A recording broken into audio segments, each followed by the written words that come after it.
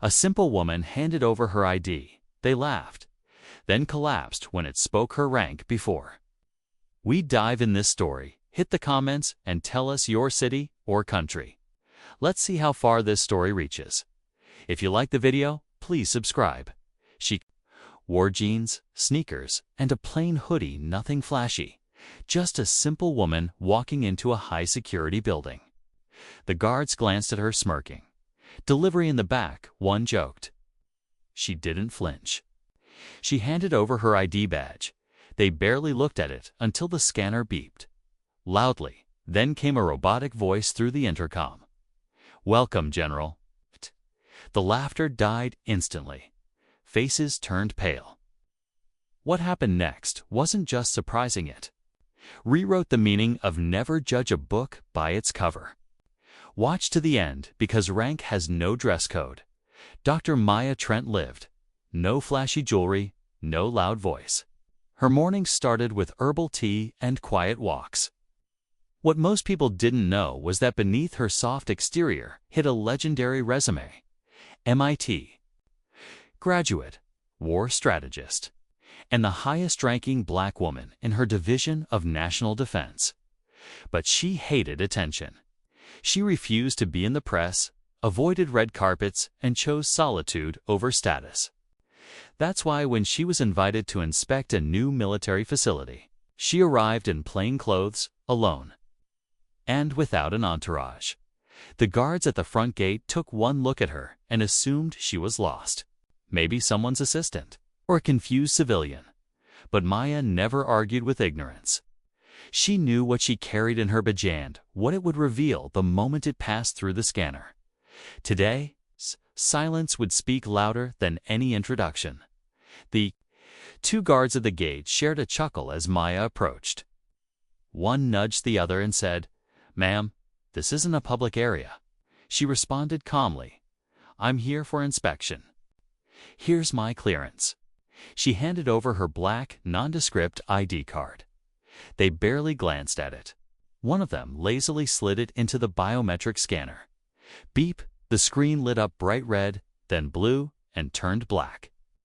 Suddenly, the system's voice spoke loud and clear. "Clearance level 9.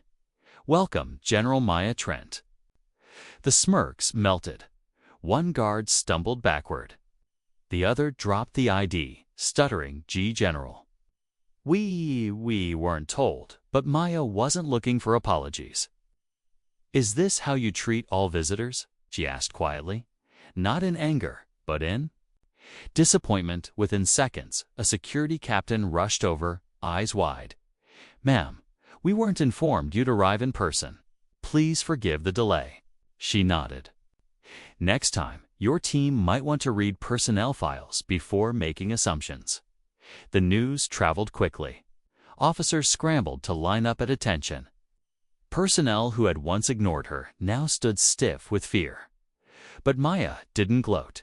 She walked through calmly, inspecting what she came to inspect. Her silence wasn't passive. It was powerful, and every step she took echoed louder than any medal on her chest inside the command room. The general in charge of the base, an older white man, finally met her with a forced smile. "I assumed you'd send someone else," he said. Maya looked him straight in the eyes. "I don't delegate what I built." The room fell silent. The digital board displayed her credentials, her innovations, and her global recognitions. Officers whispered. Reputations shifted. And in that moment, everyone understood this wasn't just a visit. It was a reminder. She didn't demand respect. She walked in with it, and the building, now fully alert, stood still as the woman they underestimated took her rightful place. General Maya Trent completed her inspection without raising her voice, firing a shot, or correcting every insult thrown her way. She didn't have to, because her presence did what 1,000 memos couldn't make people see. That leadership wears many faces. That power doesn't always arrive with noise, and that the most dangerous mistake you can make is underestimating someone based on the color of their skin. the quiet of their voice, or the simplicity of their clothes. By the end of the day, every guard, every officer, every doubter knew their name. But Maya didn't do it for them. She did it for every girl watching. How many more leaders are we overlooking simply because they don't fit our expectations? Drop your city plus country if you believe respect should come before assumption. Take care.